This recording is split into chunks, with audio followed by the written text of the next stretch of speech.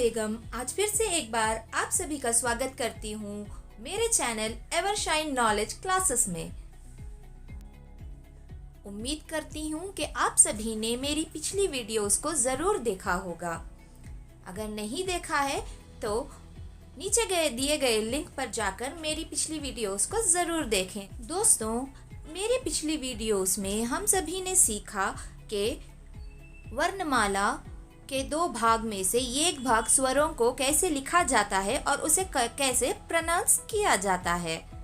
तो आज हम वर्णमाला का दूसरा भाग सीखते हैं जिसे हम व्यंजन कहते हैं। व्यंजन मीन्स कॉन्सोनेंट्स।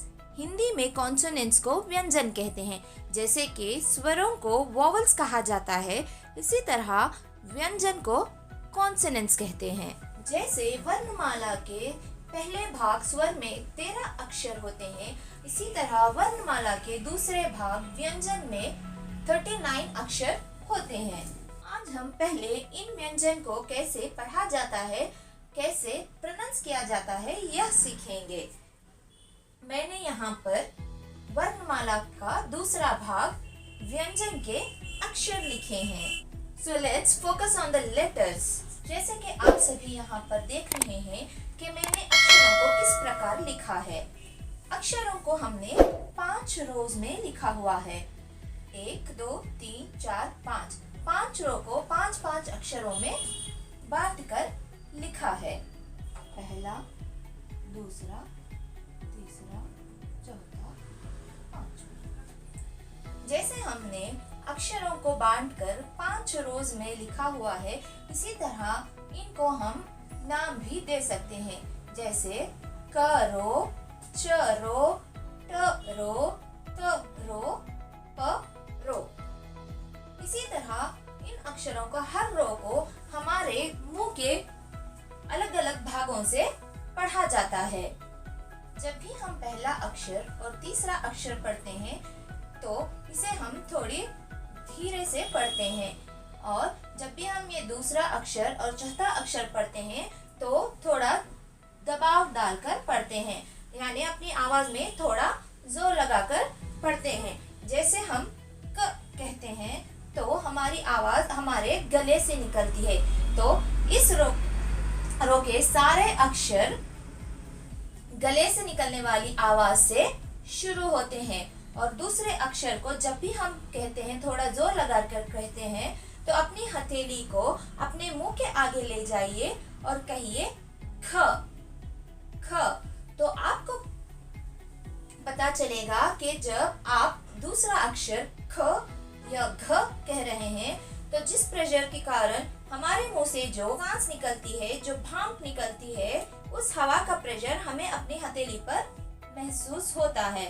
तो इस रो के सारे अक्षर हमारे गले से निकलने वाले आवाज से पढ़े जाते हैं। जैसे आप अपनी उंगली अपने गले पर रखकर पढ़ें।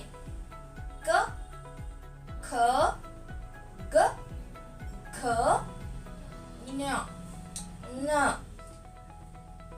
क ख ग घ न।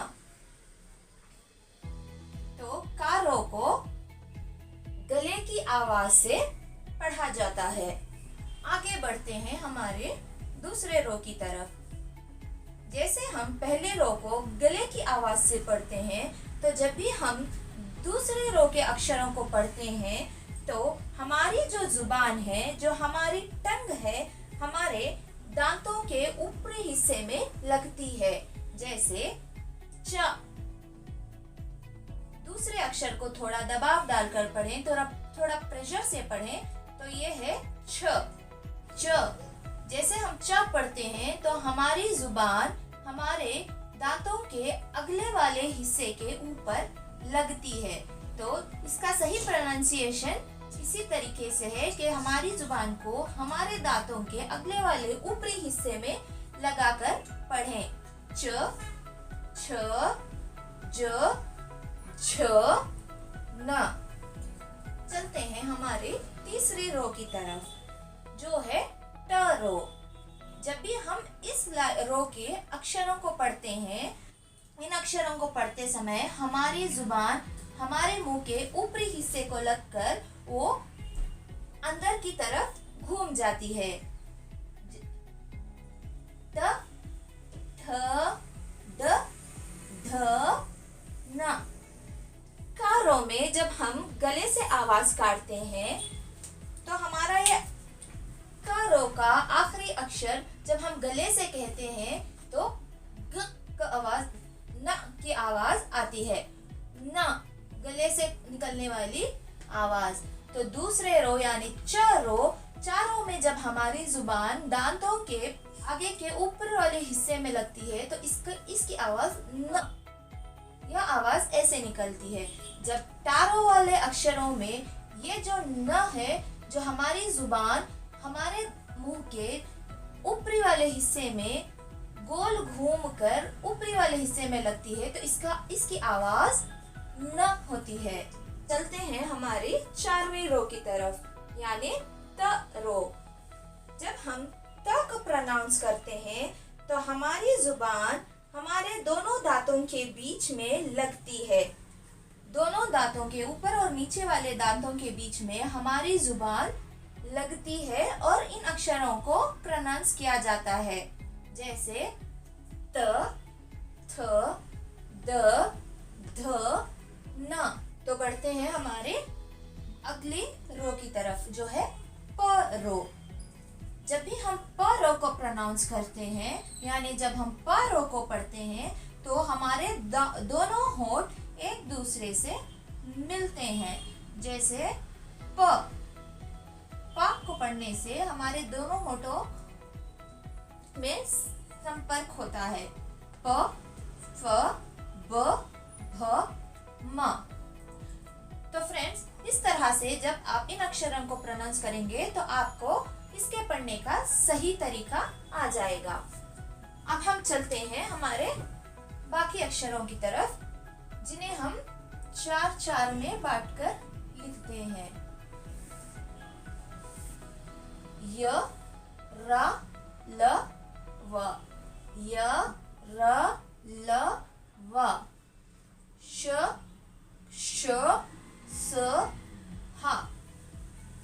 ये भी श है, ये भी श है, मगर इसके पढ़ने में यह अंतर है कि ये श को हम थोड़ा धीमे से पढ़ेंगे और ये जो श है ये ज्यादातर संस्कृत वर्ड्स जो हिंदी में इस्तेमाल होते हैं उसमें लिखा जाता है। इस श को हम थोड़ा दबाकर, जो हमारी जीभ है, जो जुबान है, उसे हम अपने मुंह के ऊपरी वाले हिस्से में थोड़ा दबाकर पढ़ते हैं। इस श को हम थोड़ा धीमे से पढ़ते हैं और इस श को हम थोड़ा दबाव डालकर यानी प्रेशर डालकर पढ़ते हैं। य, र, ल, व, श, स, ह। ये जो 4 आखिरी अक्षर हैं, ये अक्षर 2 अक्षरों का मिलन है, यानी 2 अक्षरों को जोड़कर एक अक्षर बनाया जाता है। जैसे क्ष, क और श को मिलाकर बना हुआ अक्षर है क्ष। त्र, त और रा, त्र।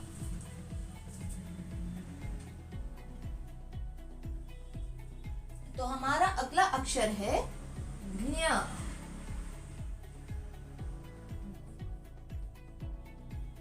ग और न्य को जोड़कर लिखने से ज्ञ बनता है।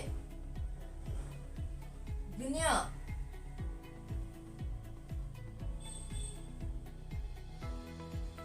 यह है स्र। स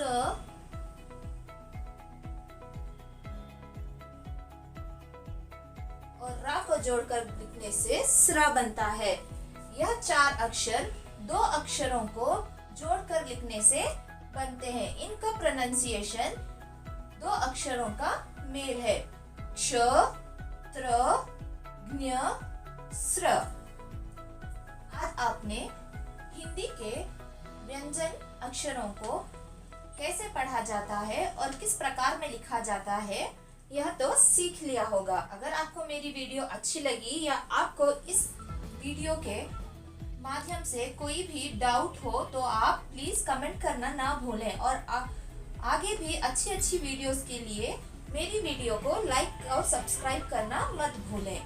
इसमें अपनी अगली वीडियो में आपको सिखाऊंगी कि इन अक्षरों को इंग्लिश के अल्फाबेट से रिलेट करके कैसे पढ़ा जाता है और इन अक्षरों को कैसे पहचाना जाता है। आशा करती हूँ आप सबने इस व्यंजन को सीख लिया होगा। धन्यवाद।